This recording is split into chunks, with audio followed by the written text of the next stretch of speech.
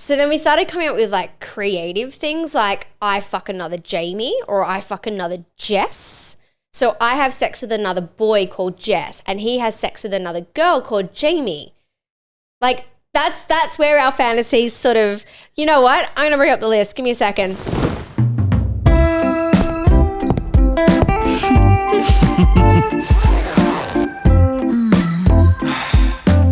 Welcome back to Swapping Secrets. My name is Jess. My name's Lawrence. And if you guys haven't already, please don't forget to smack that subscribe button. The more follows that we get, the better we get. Today's topic is, did our sexual desires mess us up?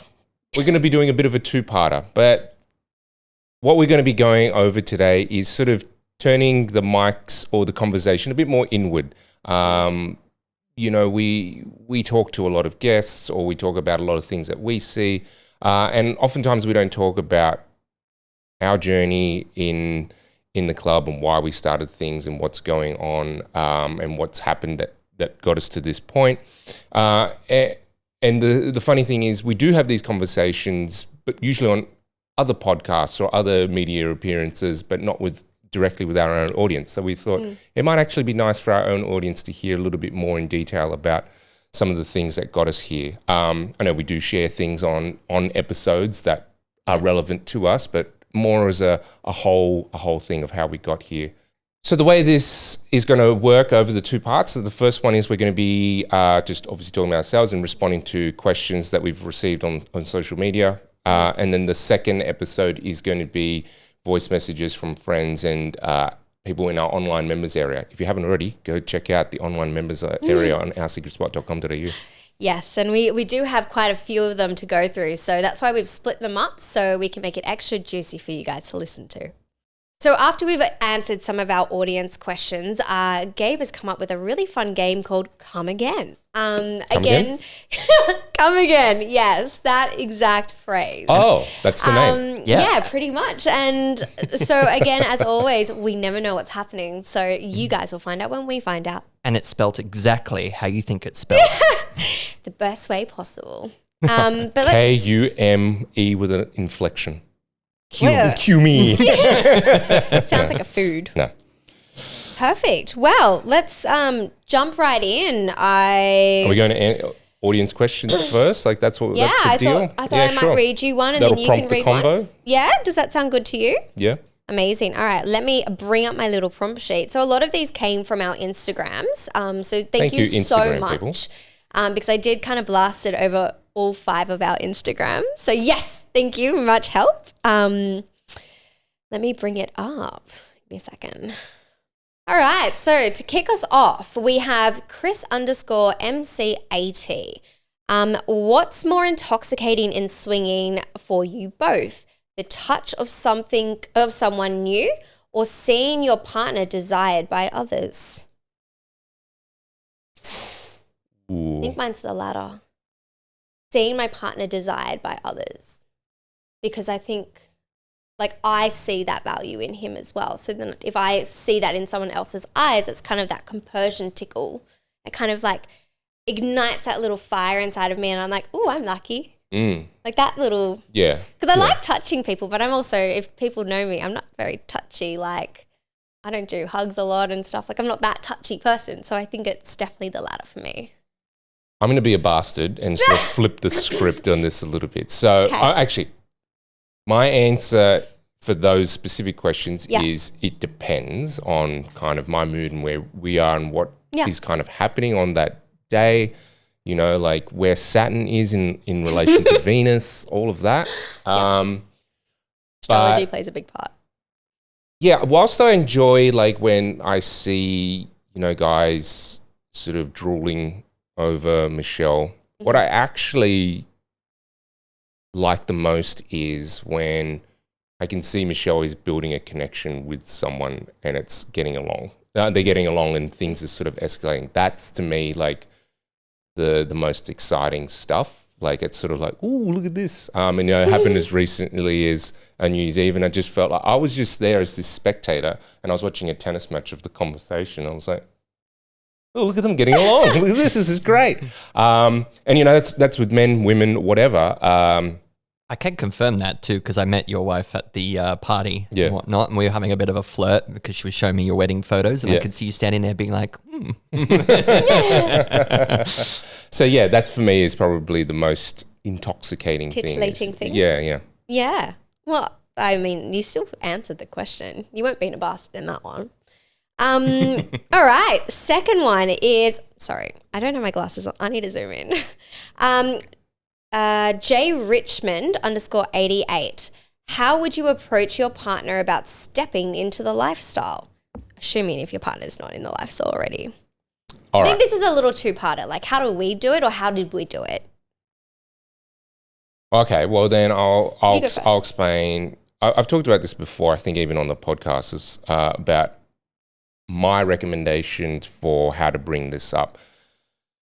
You can do this obviously in a number of different ways, but for me, I think the best and funnest way to do it is to bring it up during sex or intimacy as, hey, wouldn't it be fun if we introduced X, Y, and Z. This situation or this person or this type of person or these type of people, and what would we do and what would that look like? And hey, what if you did this and you sucked that and licked this and then I fucked this and whatever it is, and then, you know, having a fantasy play session about that non-monogamous aspect. I get that might be, you know, if you bring that up and then it just like, what the fuck did you say? And you just, well, you've kind of got your answer and you might not want to bring it up again. Or if you do, then maybe I would suggest actually bringing it up in a conversation. As it's like, hey, I want to talk to you about something. I know this happened, but I just want to discuss it in a adult way or something like this. The other thing is, you better have ready why you're interested in doing this. If you are going to have that type of conversation, why you're interested in non-monogamy, particularly if you've been monogamous with your partner for a while, or that's been the norm in your relationship. You know, it can take people by surprise, obviously. And, you know, it would, I understand it may stir up in a lot of people the feeling that, like, what's wrong with me? Like, you don't like me enough or something like this. So I guess, and like with most things, it's just like you kind of have to be honest with yourself. And if it is some escape from your partner, then maybe it's not really gonna work anyway. It might work for a little while, but you're just gonna create problems for yourself. But if it is because I'm excited to do this with you, it would be hot for me to watch you do this. I would love it if you watched me do this, or things like that. And it's this building on your intimacy together. That would probably be at least a lot more palatable for most people, I think, than if you just go, it's because I don't find you that attractive. Yeah. Well, also because, like you said, Lawrence, people have had that time to think about it. Then as the person telling them, you also have to remember their reaction is their own, and they're allowed to have maybe an overreaction and then come back to it a couple of days later, because you've had a couple of weeks to think about it, they've had a couple minutes. So sometimes just letting that to simmer into their mind, because they might come back with a dirtier idea that you didn't think of. You're like, oh, you nasty bitch. Jesus. But at least, like, from a personal approach, I know Jamie wasn't in the lifestyle when I first met him. I met him off Tinder, but we had a conversation about the club, and this is still back when we were together. So I was able to bring him to the club as a single and explore that lifestyle. But I think it also really helped having this as our avenue to show him different things. Like, again, I'm a very, like, tactile, visual person, and so is Jamie. So I was like, and this is the club, and this is what group orgies look like, and this is how you have conversations. Like, I don't know. I feel like I need to show somebody, and this is how you fuck. This is how you fuck. Conversations. I don't know, but at least that's kind of. Are you a virgin? Like, you just go, like, you just. Are you a virgin? Let me watch this demonstration here on this bed, the most used bed of how to fuck. Yes. But yeah, I think that's. Well, actually, you just sort of touched on something that maybe some of our listeners. I mean, I know some of our listeners don't know or don't understand, and our guests who come to the club, the relationship status that we have, because you just touched on about like we were together when you first got with Jamie. Mm-hmm. So maybe we could talk a little bit, unless someone's asked this. No, they haven't. I'm cutting off the legs of someone's questions. No, go for gold. You can explain away our relationship. I'll give you I'll do a history. Well, let's take a little trip down memory lane. Can we add in like magical music down in post, like clip, hop, clip, hop. I'm sorry, Jake. That's our editor. Sorry. Jess and I got together. Back in 2013, if memory serves me correctly. Yeah. And on our first date, I brought up my interest in non-monogamy because I'd been in a non-monogamous relationship and part of that non-monogamous community since. And then, Jess responded with openness to that idea. And shortly thereafter, I think it was like 6 months after, we opened the club. Now there's a story around opening the club in itself, but I'm just gonna sort of brush over that. Yeah. And then Jess and I had been together for a total of 8 years. And in that time, we'd obviously done lots and lots of things with lots and lots of different people, like orgies, random hookups. We went open. Made lots of amazing friends that we would have sex with, like people that we were extremely close with. Almost poly-like. Yeah, almost poly. People thought like we were in a poly relationship, but we never considered that. No. And then so all these different things that we did, and it got to a point where we labelled ourselves as open, and there's whole different things about like what would that include. Because I think it was just like open, like we were open for us was exploring. Like we were having fun and allowing each other to explore different avenues to figure out what type of relationship we both wanted. Yeah, and at one point our agreements were like not polyamory, that's not what we want, and then it sort of slowly morphed into that. Probably not by explicit conversation, just by this is kind of where we're finding ourselves. Yeah. And yeah, maybe you can talk more to how you met Jamie, because I forget the finer details. I mean, you can talk about Michelle's part as well, but we kind of started looking into couples originally, and this was back when we had Darlinghurst. And then we kind of opened up Annandale, and we were kind of almost ships in the night too. You were running Darlinghurst, and I was doing Annandale. So we sort of were trying to look at different avenues, and that's how I approached going into Tinder. So I wanted to use Tinder to find people to go on dates with and have fun, and that's how I met Jamie. He was probably number 10 of the person I met on Tinder. I don't know which number, but then built a connection with him, that became more of a regular occurrence of seeing him rather than my once every blue moon I decide to go out on a fuck date. Yeah, sure.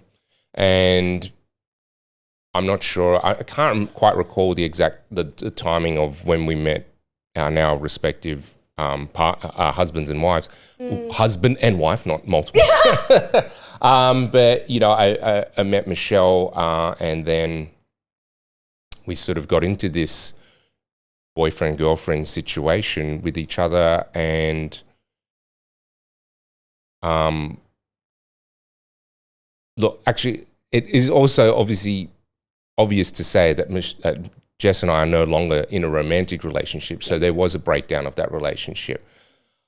I'm not going to get into the nitty-gritty, gory details of why, but obviously we did break up for a reason.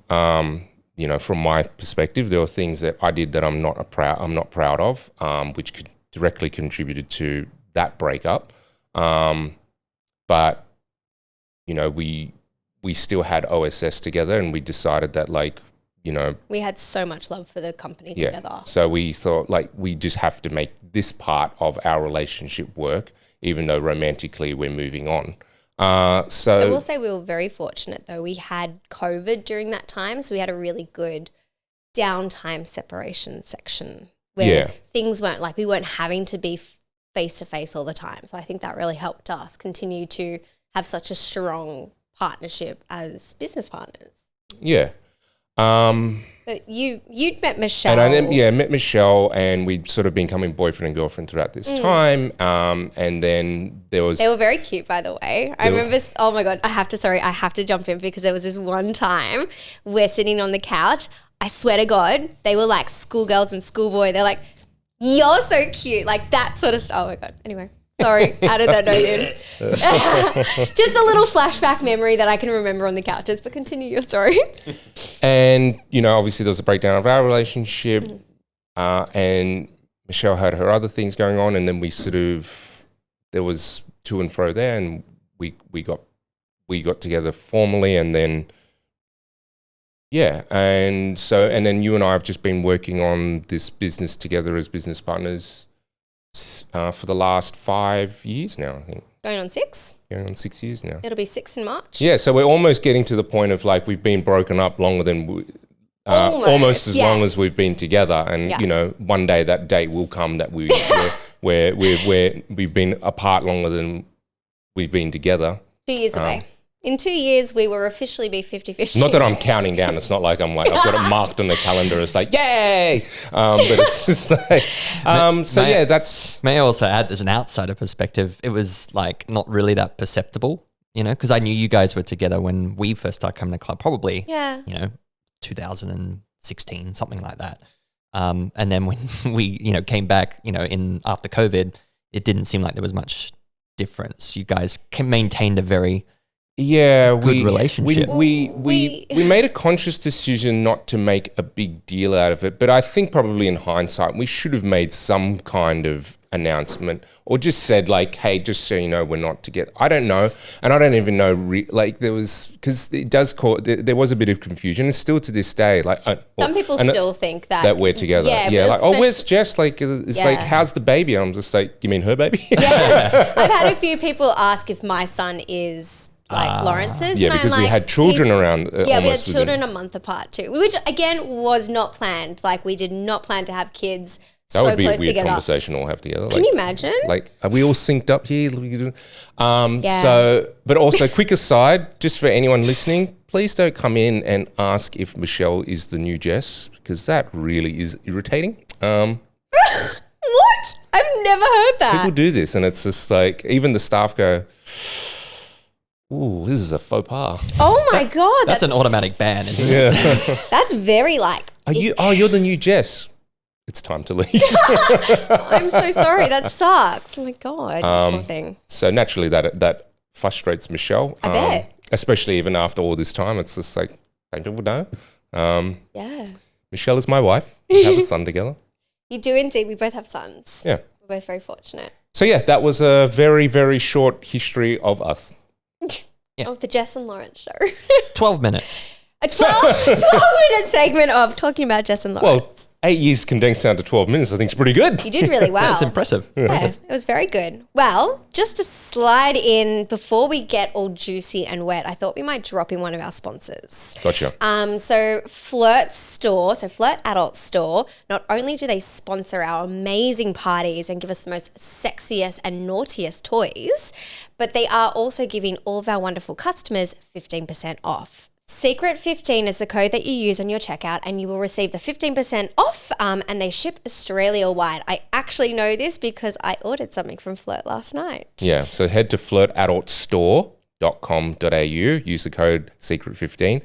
Show us some love by spending your money there, and they know that we sent you. And then come bring the toys to the club, because we all like to see what goodies you have. Yeah, if it's a butt plug, just say, Lawrence, I've got a butt plug from flirtadultstore.com.au in my ass. It's just like, and I was like, oh, really? I would love to see that. He's a butt person.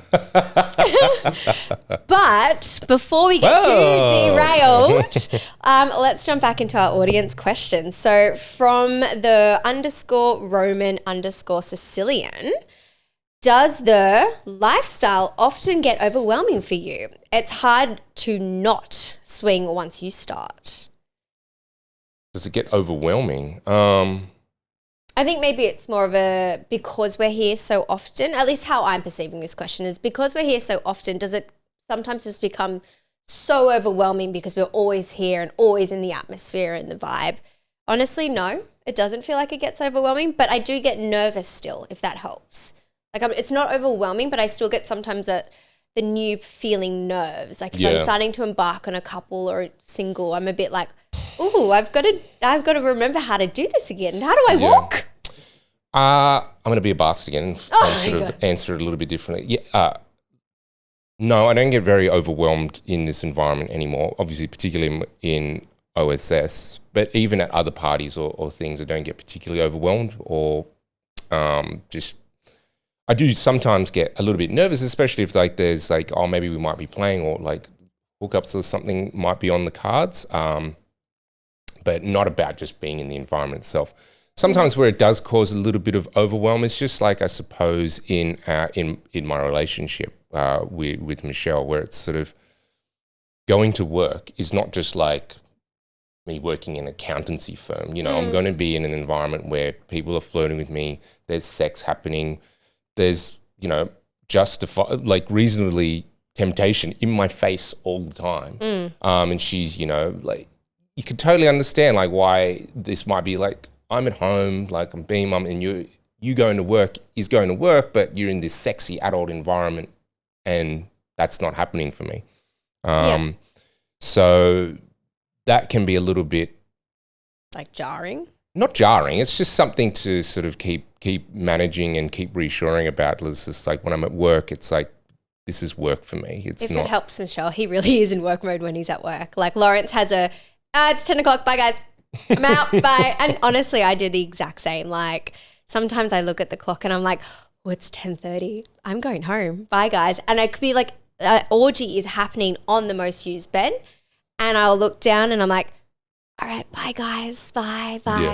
Like it's, but we've learned over the years how to put onto two different mindsets. So you have the sexy mindset when you're with your partner, and then you have that looks sexy and consensual, that's okay for work. Like that's fine. I explained this to a guest, and I've adopted this, and maybe I've even said this recently here on the pod, but the way I think about it is people go, oh, do you ever come here and you're just like so turned on and this and that when you're working, and isn't it like, aren't you, or do you get bored of seeing this? And it's just like, think of this like, the best analogy I can come up with, it's like a chef, you know, when they're busy at work, on the line, cooking, getting the meals out, timings matter, blah, blah, blah, blah, blah. They're not sitting there going, ooh, that steak, I'm hungry, and like taking a bit of a bite out of it. They've got work to do. But when they're going, I'm hungry, I'm going to eat, I'm going to go to a restaurant and order, they're going to partake and enjoy it. That's exactly the same. When I'm here, I'm working, I'm not, yes, I'm looking at the sex, I'm looking at this, but it sounds bad, but I'm looking for problems or at least things to fix. Sheets need change, rubbish needs picking up, glasses need changing. Doing the health checks. Is everyone okay? Is the vibe good? That kind of stuff. I'm not looking at like, ooh, that's hot. Yes, I am. I do take note, and that's how I get stories for the podcast. Like it's like, especially when like I find the woman particularly fucking hot, I'm like, that's hot. I'm gonna watch this for a second. But that's not the whole. That's not your whole night. Your whole night's not taken over by one scene. Correct. Which when you come and you turn up as like a couple or as a single, generally your whole focus is on that scene. Exactly. So we just do the opposite side. But I agree. All right, let's slide into the next one. Wedding night couple. What would you say has been the best or the worst learning experience? In what sense? I don't know. I guess just maybe running the club. Maybe running the club. Let's answer it as if running the club. Best and worst experience running the club. The worst is there's never enough time in the day, yet I always plan for way too much in the day. And I haven't been able to, like, that's the worst thing for me is I think there's not going to be much on today, so I'll plan a bunch of things and then I forget that we open at 8 p.m. and I'm still tottering away at 6 p.m. Yeah, I suppose that's similar for me as that work-life balance because this is also my interest in lifestyle. Yeah. That it can be hard to. No, I don't know if that's actually true. It's just like because I'm passionate about this business and it's it's mine to work on. I put so much effort into it. and sometimes I don't. I've had to learn how to stop. Is your partner like my partner and also feels like I'm married to this job sometimes? Yeah. Yep. Yeah. Yeah. Yeah. Yeah. And My it's partner's like, hey, like it's 5 o'clock. That's it. It doesn't matter if I'm in the middle of something or whatever. It's like, that's it. Close the laptop. I'm done. Oh yeah. See, it can wait. I've been getting my phone locked in a cookie jar on Monday. And I don't know the PIN. Yeah. So the best is seeing all the hot people having hot fucking sex. That is by far and away the best thing. Like, oh, see, my best is the amount of friendships and relationships I have built because of this. Like, you have the fucking warm fuzzy feeling answer, and I've got the I'm an asshole scene. No, but it's true. Like, my best friends and like the people I hang out with every week, and if I'm in a crisis or in a situation, the people I cry to, they are all from this venue. Yeah, that's true. Also, like, my closest friend group have all come from the club. Yeah, like this orbit very closely. Yeah. Yeah. So I think that's the best. All right. So to spice things back up again, we've got another one, which I kind of answered this question actually on Instagram, but I thought I'd throw it out to you, Lawrence, because I've answered this question like personally on Instagram, and I'd like to know your answer. So again, from the Roman Sicilian. I've never seen either of you join in at a party at OSS. I assume you only play outside of business hours? I can read you what my answer is, or I can see what yours is and then read you mine. No, well, as of late, and I mean over the last few years, I don't typically play at the club. How to answer this? When I'm working, no, I don't play at the club. I'm also conscious of the fact that the business has grown, the team has grown, and there is this sense of professionalism I'd like to keep with the staff members, not seeing my ass like bouncing in the air balls deep in someone, and just keeping it, when like there's some sense of, I have respect for this person. But I saw a pimple in his ass last week. I don't know if I can deal. Don't grossify it. Jesus. But I do, but when, Michelle and I we do play at the club, but we'll go into a private room or and just keep it private generally. I mean, that's kind of exactly what I answered as well. I basically said, fair question. When we're hosting, our role is to hold a space, not to join in. OSS is about you and the experience we're creating, and we keep boundaries around that. Yeah. I like to use that word boundaries because, like Lawrence said as well, Jamie and I love to go behind a closed door and fuck. Yeah. So. And we've also, we do occasionally play outside of the club as well. Like, we tee up. Yeah. But we have a lot more home orgies now. But I think also that home orgies. Well, it's like at home. Homemade orgies. DIY orgies. Yeah. Well, it is. It's also, I think, now being a parent. Yeah. I think being a parent as well, you've got to time your times a little bit better. So, I optimize on the fact that I've got a free home and I'm like, everyone's coming to my house. We're all fucking. Speaking of parent, there's a question you just skimmed over there, Jess, the one above that. I was actually just about to jump into it. Oh, I just messed up your whole segue. Never mind. But on the parent topic, no, you can keep that in, Jake, because I love it. Gabe and I are clearly on the same parenting wavelength. So from the beautiful Just Meet Millie, any pregnant mums ever play at the club? Yes, they do. Yep. I've seen them. That's great. I played here when I was pregnant. I think it was a Grecian style party, and I had these. What now? A Grecian style party, What's Grecian mean? Tell me. Grecian? Am I getting this wrong? I don't know. You tell me. Grecian, like Greeks and Greek gods and stuff. Yeah, that's what I thought. Yeah. Okay. So it was all anal sex? No, oh my God, no, it wasn't. It was all butt fucking. No pregnancies here. Well, clearly that one didn't work. It didn't go up the arse, no babies. Unless you cream pie the arse and it dribbled into her pussy and then. Oh my God, what, shoved my fingers up my vagina? There's some nasty truffle butter happening. Wow. That got really graphic really quickly. No, it was because I was really horny and the pregnancy hormones do take over. So yes, pregnant mamas, please come to the club. Come and have fun. Come and get indulge your hormones. If you want to get some euphoria into you. You can't fall pregnant again currently, I think. Don't quote me on that one. Yep. All right, jumping into the next one. So CC_BB99 How did OSS start? Now, I know we've kind of answered this a few times, but I'll get you to answer it again, Lawrence. And like, what was both of your ideas to decide and own a swingers club?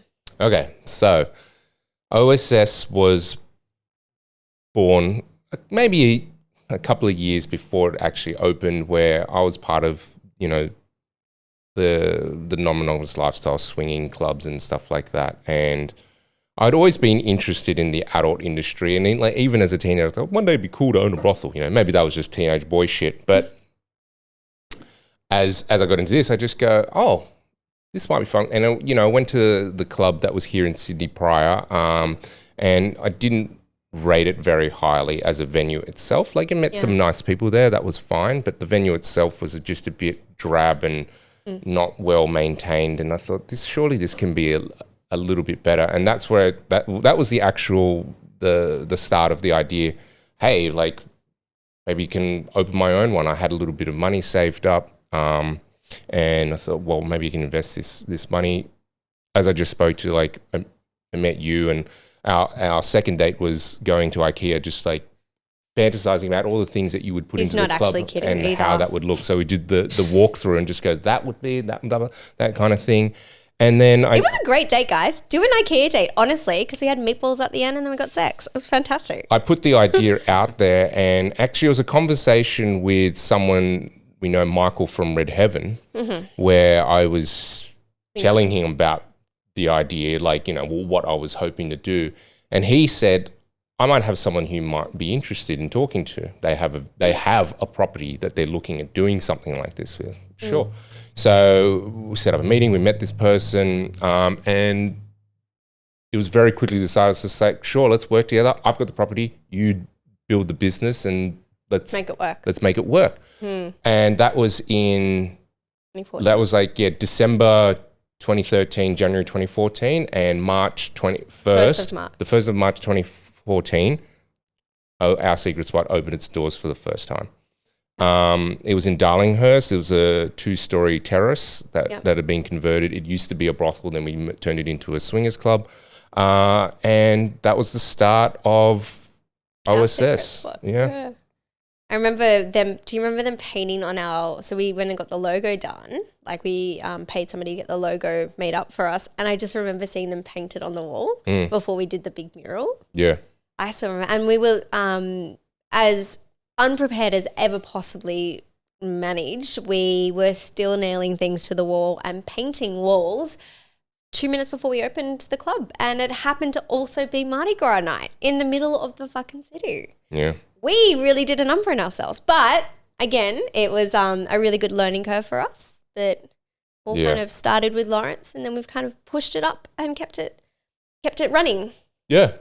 And now it's been 12 years. And on that note, our 12th birthday is coming up. 12th birthday party is coming up on the 7th of March, 2026, whenever you're listening to this. So it's themed out of this world. So come as sexy space people, aliens, superheroes, whatever it is that is not quite from this planet. Think like Marvel creatures as well. I kind of didn't really tell anyone about this theme, and I just decided we are doing this theme because I thought it'd be really sick. And I have a really cool Wonder Woman outfit that I'd like to wear. The Alien franchise is steeped in the symbolism of the penetrative power of men in all this, and it's like its most grotesque form. So if you want to come as a xenomorph and slash some cocks and wow, I will be bringing a tentacle dildo so we can all hug. You could be a face hugger as well. Like, you could attach some extra arms and legs and just like jump on someone's face and like make them eat you until. Is that some secret law we need to know? Is that like the themes of the nights, the parties are based on Jess's outfits and toys? Yeah, actually, she just looks in the wardrobe and just goes, "What do I have?" This particular one is designed around something. So yes, it was designed around something I knew was going to be happening during that time. And so suck it, everyone. It's about Jess, but also it's our 12th birthday. Yeah. So please come, it'll be really fun. And I've already started party planning and telling everyone about stuff. So it'll be really cool. Anyway, Next I one. wrote the write-up and I got excited. So, yeah. Yes, we're in. So from our next guest, Huzzah! Fuck me. Huzzah 95. Thoughts on attending a sex club if you're sexually inexperienced? This is more I was just talking about this earlier. I was just like, I don't know. My thoughts are do some video viewing. I don't know. I newbie night, dude. I'd say no. Yeah.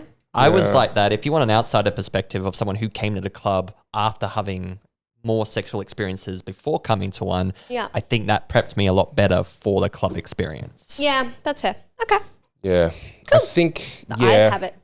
I would say nothing obviously prepares you really for like the type of environment that you're going to see here. But a lot has to do with like communication and language and how to express yourself and seek out what other people are okay with and being able to confidently ask those questions. Sure, that does take a lot of learning from everyone that comes to the club, but I think being sexually inexperienced would add in even bigger weight to your evening and make it that much harder for you, that where even if you were to meet someone that you like, then you go like, now you're sexually inexperienced. And I don't know how inexperienced this person is talking. But yeah, I give it a miss until you feel a bit more experienced. For want of a better term, like get some notches on the belt, get some runs on the board before maybe coming into the club. That's fair. Well, you could like alternatively just like arrange, I don't know if this person's single or a couple, but like solo dates or couples dates so you can sort of have this experience, but then like when you're here, because it can be a lot, it can be confronting. You've got a little bit more of a groundwork to go off than just being like, I've had sex once in my life and now here I am in an orgy. I've had sex once in my life. Can you? Yeah. Look, that's fair. And this question actually from Minimum Wage Traveller ties in quite nicely. Well, so I'm just going to throw that one in there. How do you deal with stage fright? The best way I have found to deal with stage fright, apart from chemical solutions, gents, I'm sure you understand what I'm talking about, is take the focus away from your penis. It's not about your penis, because the more you think about your penis and why your penis isn't doing what penises do, your penis will stop doing what penises do because it wants to penis you up. This is what I mean. This is what starts happening. There's a lot of penis in there. Yeah, you start like, it's all about the penis, and the penis just goes, no, I'm not coming out. Fuck this. So, that's fair. So stop thinking about it. Just the best things I've found is just like offer a sexy massage, and like you can just focus on your partner and their body and making them feel good, and them not looking at you like, why is your penis not getting hard? They can just be, and then it's sexy. You're touching their back and maybe you're rubbing in between their thighs, and they're starting to respond to that.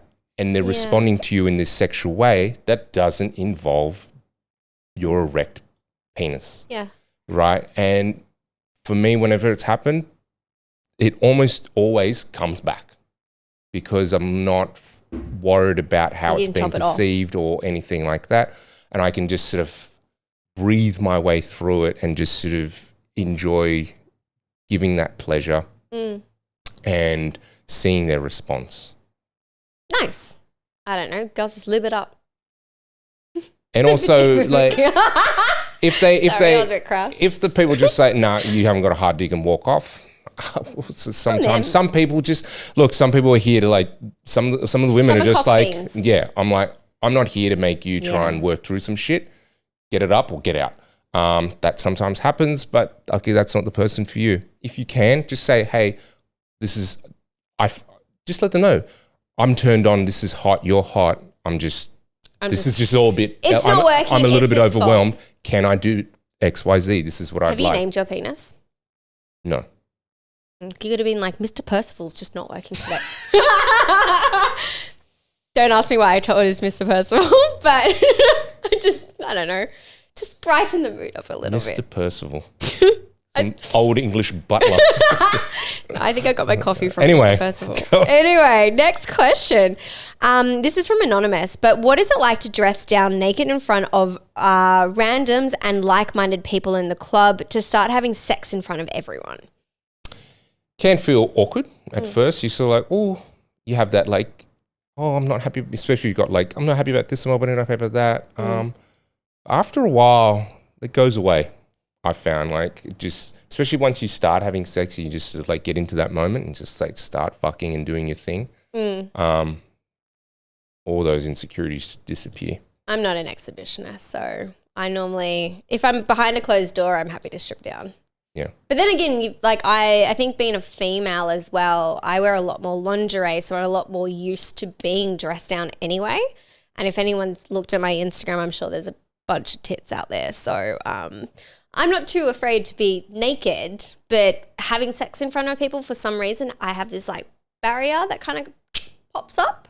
So yeah, I don't know. It's different for everyone. You just go at your own speed. Turns out we've already answered this question, but what was the timeline and story of your relationship? But there you go. I cut off the legs of that person. Do you want to give them a name? Yes, or are they anonymous? Millionette. Sorry. I didn't read down to that one, my bad. And from Thomas J. Gregory, what is a fantasy that you have not yet fulfilled? I got asked this the other day and I couldn't think of it.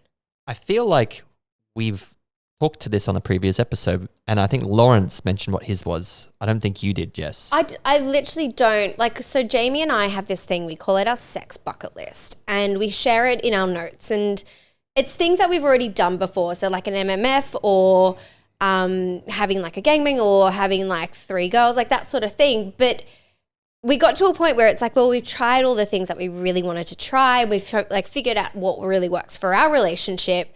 So then we started coming up with like creative things like I fuck another Jamie or I fuck another Jess. So I have sex with another boy called Jess and he has sex with another girl called Jamie. Like, That's where our fantasies sort of, you know what? I'm going to bring up the list. Give me a second. I'm going to find my sex bucket list and I'll tell you something funny. While you're doing that, I'll tell you some of mine. Mine have been, I have one as a say, and it works in both ways for Michelle or for myself. It's like, you know, I'm sort of like this orchestrator of like people just coming and fucking Michelle and she has no idea who.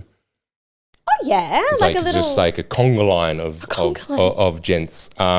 And the same version for me, but just like there's just like a series of face down, ass up women, and then you just sort of. God, I'm reading some. Yeah, that's good though. Oh my God, you could get like a lazy Susan. She could just lazy Susan around. Yeah. Look at that. I'm helping you. Some of these are really inappropriate to read, so I'm not going to read those ones. But there's stuff like... What if we said that's like that would give you any indication that we can't be inappropriate? Yeah, okay, fair enough. So clone a Willy and then have 2 Jamies in me at once. I was like, so I clone Jamie's dick and then he's fucking me at anyway. Yep, I understand. Yeah, right? I just thought that would be... So... Hang on, wait. Can I clarify...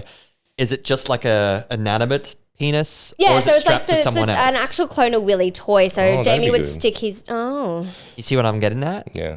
It's like, is he plowing you at the same time that one is plowing? Yeah, it's DP.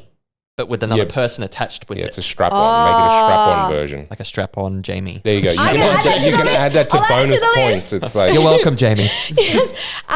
There's other ones like pick up. No, but it has to be another guy, but he straps on another cock. What goes over his dick or something. Oh my God, so emasculating. Yeah. Okay, excellent. We've got into that one. Someone will be into it. There's pick up weight stuff while at dinner. That's always a fun fantasy. Like it's more a fantasy thing where it's like weight stuff, not bar stuff. We've done a bartender. Now we want to do weight stuff where they're serving you your dinner and you're like, let me serve you dessert. Give her the ultimate tip. What else is there? Vacay sex with a couple we met somewhere. So like you're out on like vacation, you say you're in like Byron Bay or something, you meet a couple.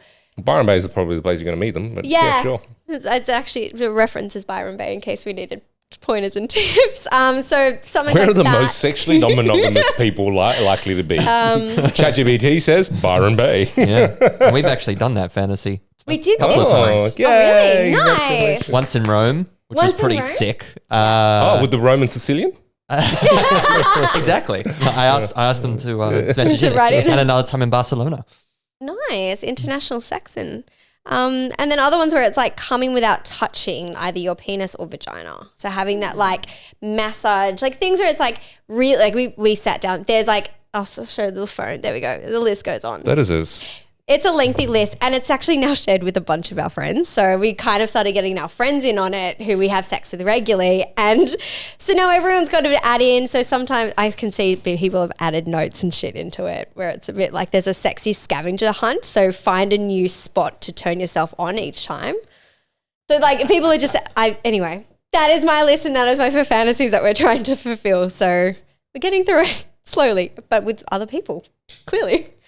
And before we tie off into the lucky last question, I thought since we're talking about, well, at least I was talking about having sex with multiple other people, I thought we might bring in our other last and gorgeous sponsor, Stigma, because I actually used their discount code and bulked bought and got our little orgy group a little Christmas gift this year. So I actually bought everyone an STI check because we all regularly Christmas, have sex. you filthy animals. I mean that seriously. Go get yourself checked. One of you've got some shit. But no, I actually thought it would just be funny because I was like, fuck it. I'm like, we literally have sex with them at least once every 2 weeks, like the group of us. And I thought, well, I'm already having to do it. Fuck it. Everyone else can do it. And everyone was like, this is actually sick. Like we're all doing it. It's kind of a thing. And then we all fucked. So, it was a fun fuck. But how about you tell us about the sponsor? Because I have forgotten. Okay, so Stigma Health is a online service where you can order sexual health screening tests. It's obviously all done online discreetly. You can use your Medicare card as well to get rebate. You get the referral online sent to your phone. You take it to your local pathology center and you can get your sexual health screening done without really having to talk to anyone about anything and why you're doing what, or the shame or judgment or stigma around your lifestyle. So obviously we recommend that like if you're having sex with new people in a non-monogamous setting, like it's a wise decision to get yourself checked regularly. And you can do that with our friends Stigma Health, and their discount code that they've offered us for our listeners is Secret Spot 20. Secret Spot 20. They upped our discount because we love them that much and they love us that much. They've actually given us 20% off. Yeah, and as Jess said, you can buy a single. You can buy a single referral, or you can bulk buy if you're going to be doing this fairly regularly, and you get even more of a discount on top of that with the 20% off. So thank you to our friends Stigma Health. Yes, and let me do our lucky last audience question, and then we'll jump into just the tip. This one's from Bioerotica. You and I both know this person, so this will be. I answered this before, but I think I'll get you to answer it, and then I'll do my answer just because I've answered it already. I'm going to start listening now about the podcast. Curious if anyone has experienced this on trans people in the scene. So guessing it's a mix of good and bad experiences that everyone has. And I've heard some trans women say that their built-in strap-on is highly desirable and others have been quite hard over it. What are your thoughts? As in men have been hard over the idea. Yeah, like but turned on or hard as well. So this is one of our friends who's trans now and asking a question like having a built-in strap-on or having like a silicone part to represent the new gender that they've taken on. A silicone part? What do you mean? Putting like a silicone strap-on like before they've transitioned into being trans. Like they're in right. Okay. They're basically asking, does that toy or that added sexy part turn people on just as much? Is kind of how I answered it at least. I'm gonna have to be honest and say I don't know because look, as welcoming as we are to trans people here at the club, we don't get a huge amount. And I think probably, Jess, you see more trans people at Club V and stuff, which obviously I'm not welcome to, because I own a penis. Well, I'm a cis male, so I don't feel I can really honestly answer this question in any meaningful way. Yeah. Like, do you want me to give you? I haven't heard any bad things that have come from trans people being here, so I can assume that they've had some fun. Yeah, look, because I answered the question to this person, they're a friend of mine, and I believe yours as well. We've had people definitely come in with their like new attachments, or because there's like test silicone parts that trans people can use to kind of. Okay, this is new to me. You're gonna have to break this down. I don't know what's going on. So some people transitioning, say from male to female, can have like the boob silicone parts that they can wear under their top, and also they can have in their underwear. So they haven't had any surgery. They haven't had the surgery yet. They're still before they're transitioned over. Yeah, I understand. I don't know if the phrasing's antiquated now, but it's like top surgery and bottom surgery. Yeah. Like it's like, a woman will get a mastectomy to remove a breast, and a man would have breast augmentation to put breasts in, and then obviously the removal or altering of the genitals either way. To go in or out.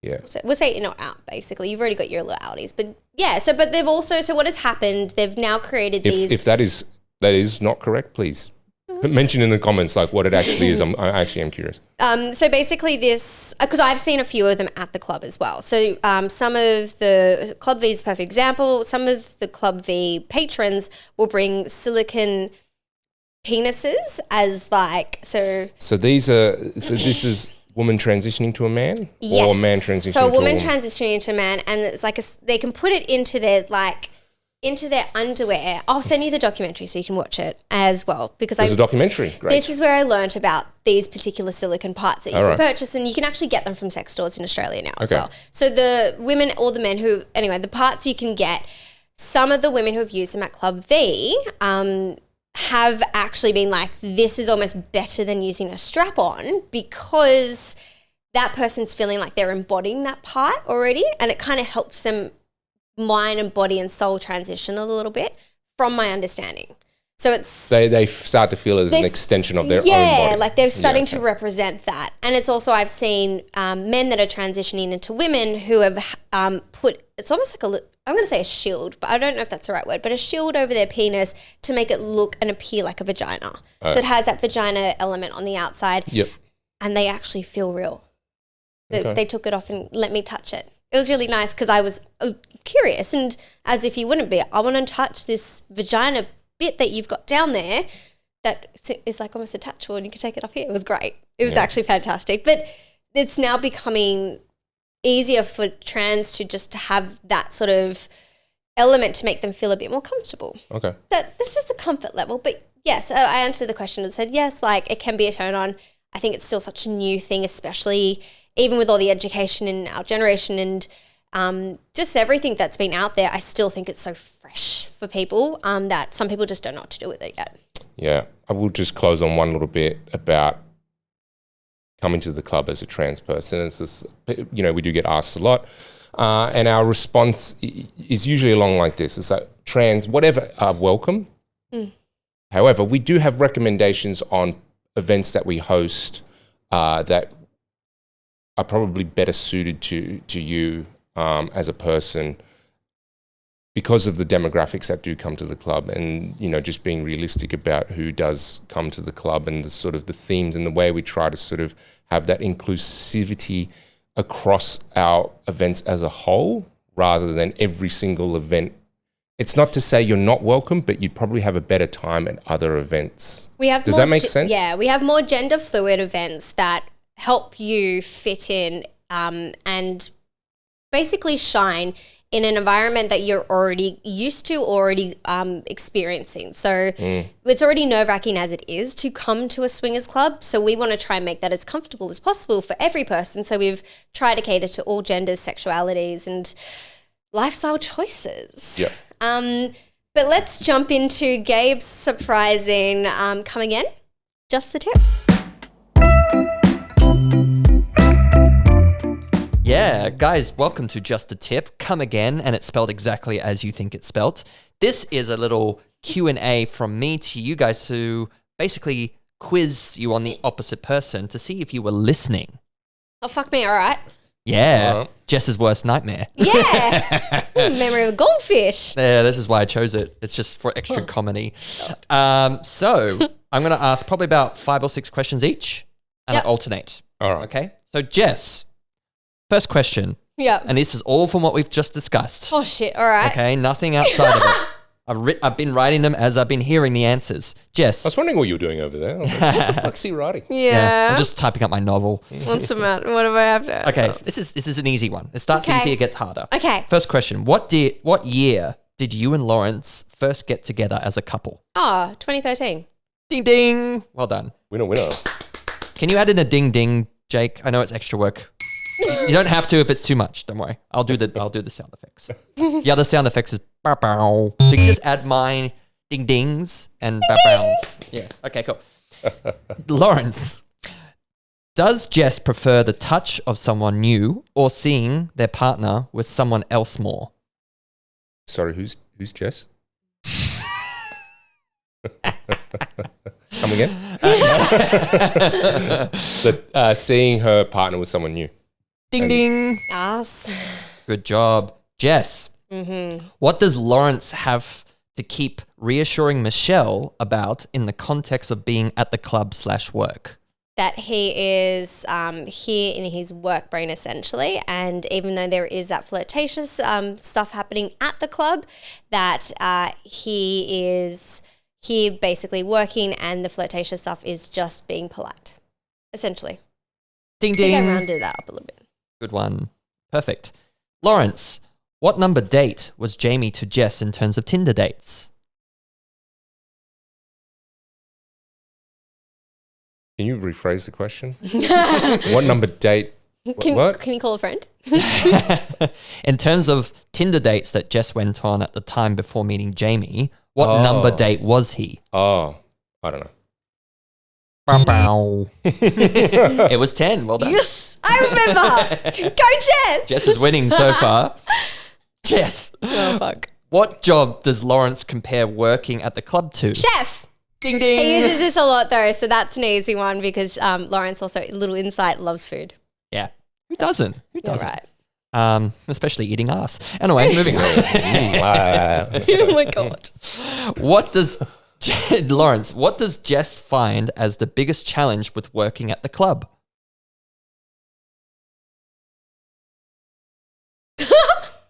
I love this game.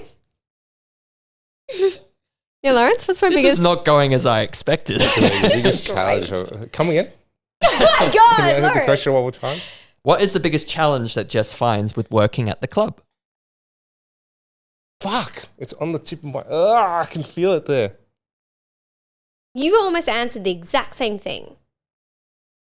Almost. Oh, that's right. It's just like working too much and then not being able to switch off. And she's also now forced on her days off to surrender her phone and gets locked in a cookie jar. I'll give it to you. I mean, the shorter version was time management is the thing she suffers with the most. But yes, there you go. Okay. Not bad. Not bad. I'll give you that one. Okay. Jess is still winning. Jess, this is disgusting. I'm sorry I have to ask you this question. Okay. What is truffle butter according to Lawrence? I'm sorry, what? When the fuck did you talk about truffle butter? It was a very fleeting comment. Fleeting, excellent. I don't know, a stinky vagina? No. You know, truffles are like delicious and truffle butter. Honestly, I don't know. Yeah. The answer was anal, cum dripping into pussy, and then fingering, i.e. churning the butter. I definitely was not listening because I was talking over him during that stage. Yeah, but like, and then What? truffle butter to me is like when you just come in their ass and it comes out and It there's a oozes little bit out. of shit mixed. Ooh. And if that goes into the pussy, that's not great for the... Oh not my, okay, stop. I would like to have lunch still. Moving on. I've got a Nutella calzone for lunch. Okay. Moving on. Cut that all out, Jake. No, leave that in. I want that in. Yeah, you do. Okay, so what does Jess not know the combination of at home? Oh, the cookie jar to get into her phone that is locked away from her when she works too much because she has poor time management. There you go. Perfect. 2 points, right? So I catch up. It doesn't work that way. Okay. You guys are still even. Like We're still even, yeah. Okay. Jess. Yep. What is Lawrence's best advice about removing stage fright? To massage or so if you've got stage fright, isn't it massaging somebody so then you're putting your focus into the other person? He said sort of massage, but it's basically putting the focus into the other person so you can see how they're enjoying it and then you vibe off their vibe. Kind of? No. I mean, the main point, and it was a pretty prominent point, was removing the penis thoughts. If you recall, he just said remove your penis from the whole thought. I just didn't want to say remove your penis, but okay, that makes sense. No one wants to say remove your penis, put your brain on. Pretty much. Fair enough. You're both right. I'll give you that one. Right. Together, that is Together good. We make a Lawrence's question. Yes. Yeah. And on the subject of penises. Oh, God. Lawrence, what's Jess's name for your penis? Mr. Percival. It's not his penis. It's for our penis. I'm pretty sure I did name your penis one day. I don't think it would have been Mr. Percival. I don't feel like that would be right for Lawrence. Quite a respectable Audience, name. come up with a name for Lawrence's penis. Doesn't wear a top hat and have a cane. Or they can give him one. With a little monocle. Yeah. Jess, last question. Fuck, all right, here we go. Well, you're on 9 out of 10 or whatever it is, 5 out of 6 or something. So you're doing well. Okay. Just need to get this one right. Let's not fuck it up. Okay. What is the dance floor move that Lawrence talked about as a sexual fantasy of his? What the fuck? And yeah, looking back on this question, I'm like, that's pretty hard. But he did mention it. You had to be listening. Yeah, I know. I'm trying to picture Lawrence dancing and all I can think about is you dancing in the ivy and I can't think. I don't know. I'm going to say it's more of, I'll give you a hint. This is a hard one. Okay. It's a collective dance move of people on the dance floor. I don't know why I mentioned twerking. Okay, I'm going to just take a whirlwind guess because I really don't know. Maybe more of a like intertwining, like moving and swaying in between. I don't know. No. I have no fucking idea. I don't say sway. I know. What did you say? He said a conga line. A conga line? Yeah. You're talking, oh my God. You're talking about an orgy. That was that in reference of? No, not quite. But like something, yeah, okay. Now I can picture what Lawrence is saying. Yeah. You can go back and listen on the episode to find out. I'm not going to repeat it for our audience. I can definitely picture that conga line now. Okay. Sorry. You can take the win here, Lawrence, if you get this right. All right. Look at that. What was the first fantasy Jess spoke to from her list? The first fantasy. First fantasy she spoke to from her list. Even I don't remember. When she was actually reading the list or before she started reading rattling? The list. When she actually, the one was having sexual partners with each other's respective names. So she'd hook up with a... No, that wasn't I remember which one because I spoke about it in detail. We joked about it too. I'll give you a second. The Clone Willy one. Yeah! Was that first? Okay, I thought that was... Lawrence wins! Yay! Jake put up a big Lawrence wins and confetti. No, make it like a cum blast that hits the fourth wall. Oh, like cum were dripping down the wall. Come again? Wow. And we wonder why we're shadow banned on this. I know. Far out, guys. I'm not going to be able to post any of this on socials. Stay here for part 2, which will be coming out in 2 weeks. However, if you do want to get on board and follow us on all our socials, we have Swapping Secrets for Instagram, TikTok, and... X? No. Not X. X got rid of us. No X. So Swapping Secrets is on podcasts and TikTok. And then we also have our secret spot socials. So Instagram, Facebook, TikTok, X, Reddit now as well for those who like to get into it. And if you want to watch or listen to us, Swapping Secrets is our podcast name in case we haven't said it a few times enough. Find us on Spotify or whatever listening Apple podcast station you go to. Wherever you listen to I listen to Spotify, clearly. And if you really want to watch us fuck up the game and completely make a fool of both of each other, go onto YouTube and give us a little watch over there and like and subscribe.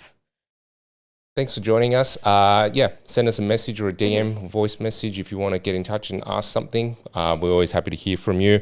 And we'll catch you next time. We'll see you in the club. Stay sex, everyone. Bye, guys. Bye.